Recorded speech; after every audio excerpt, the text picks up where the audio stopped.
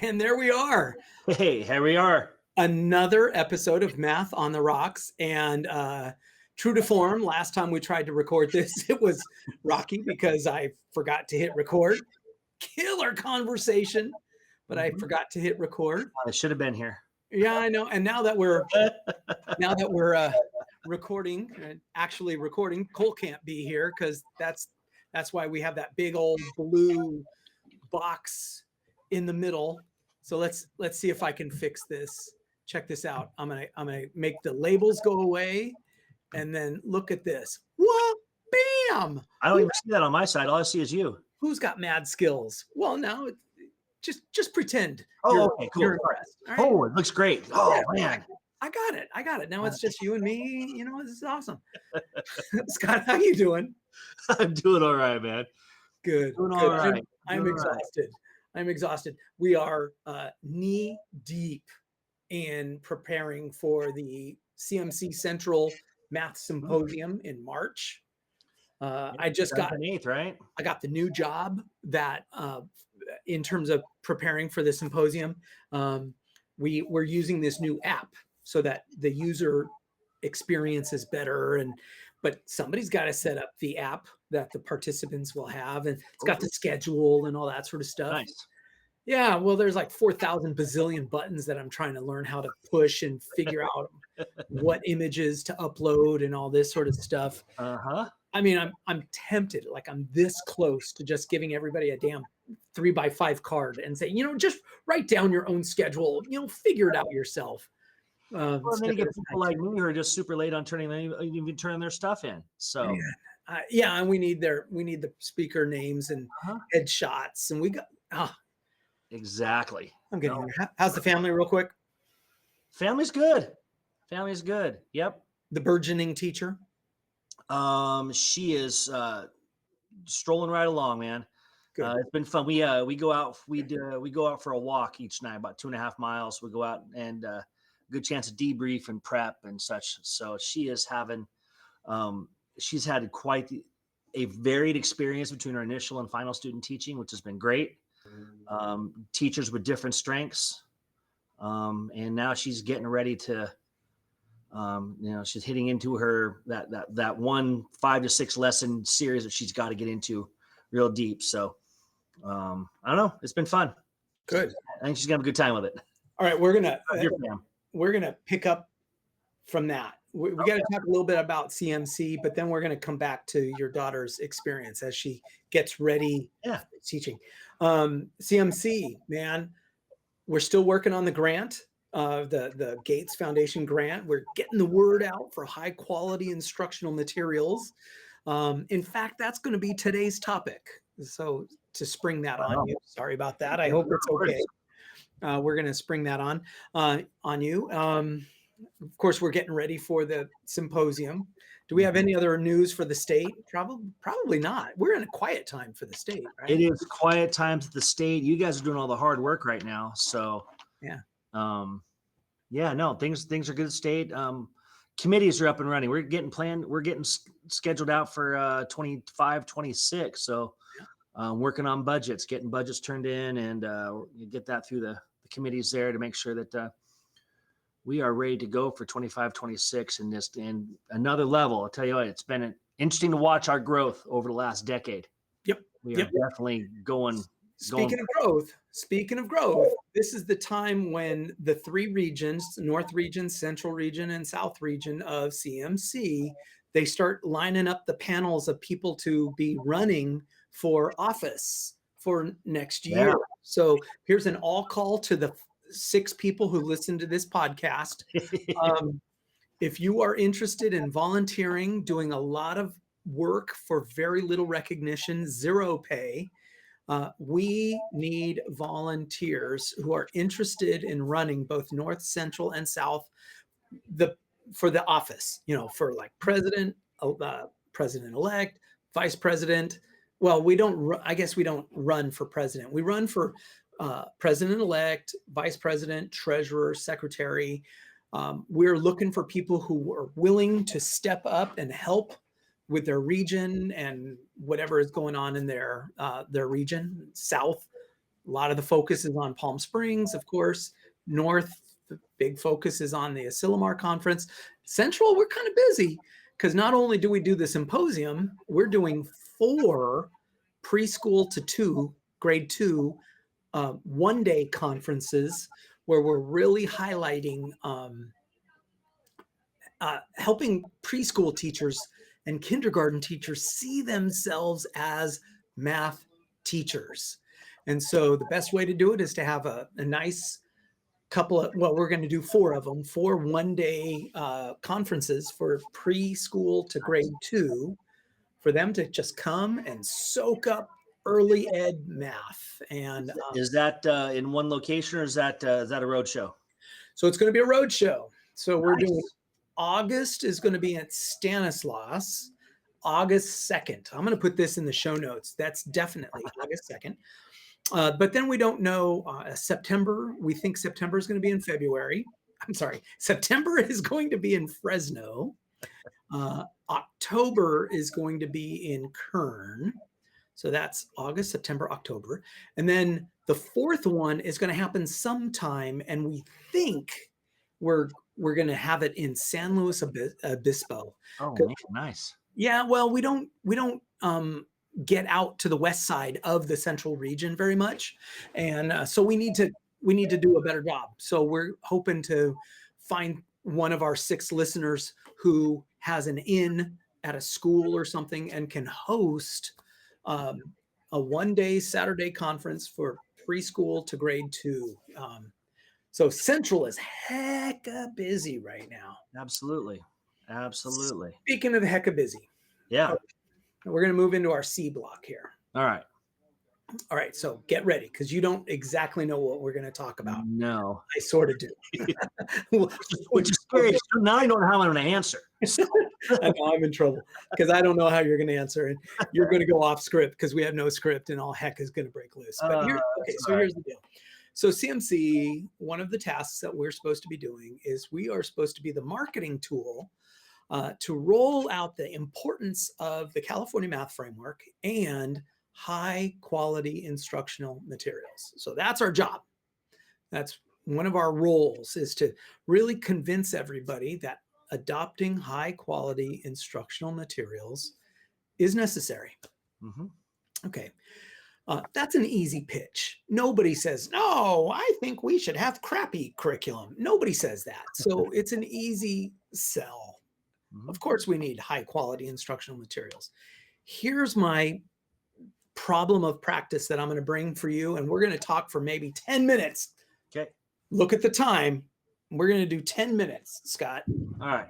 Okay. So a long time ago, I married into a family that said if I was going to be a part of their family, I had to golf. Well, I didn't golf. I never golfed. So what is the first thing they did? They gave me golf clubs. Beautiful, beautiful set of golf clubs. And so I went out to the golf course for the first time with my new in-laws, and I teed up that ball and I swung and I hit more dirt than ball.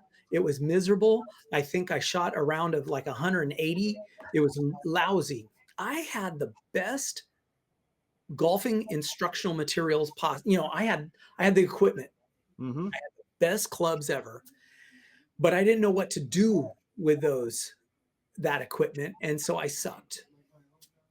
We're not going to be so harsh on teachers, but my thought, and here's our conversation, is if we give teachers high quality instructional materials, that's not the finish, that's the start of our journey.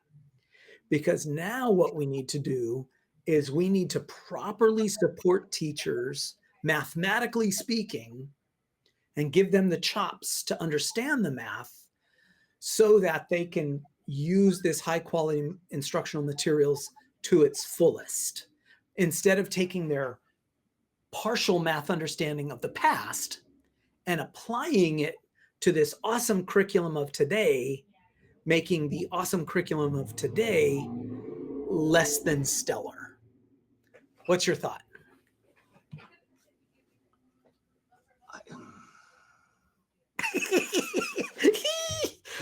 Scott is speechless, folks. And that's a rarity. That's a rarity. 'Cause I can fill the room with it. Um, yeah, and I Okay, hang on. here's my problem. I started building another analogy while you were talking. So No, I'm trying to get back to answer your question, but I saw this analogy right in the back of my head. here's what I want you to do. I want you to wiggle your camera so that we can see what looks like the area model behind your big old fat head. So wiggle your camera. Over there? Yeah, perfect. All right, look at that. Okay, so here's my thought. I recognize that as the area model. I recognized that you are multiplying two binomials. I recognize that because I wasn't just limited to a thin understanding of FOIL. Like I have a deeper understanding of the mathematics. I understand why that area model works. And I know how to explain it to kids in a way that is meaningful to them. So that is an example of the MKT, math knowledge for teaching, that I think we need to start supporting teachers to increase their math knowledge and their MKT. Otherwise, all this high quality instructional materials. I was mad about this, by the way. Tell me why. So, I'm not from California. I grew up in Western Washington. I thought I had a really pretty solid education. Right. I had never seen this until year 2 as a teacher.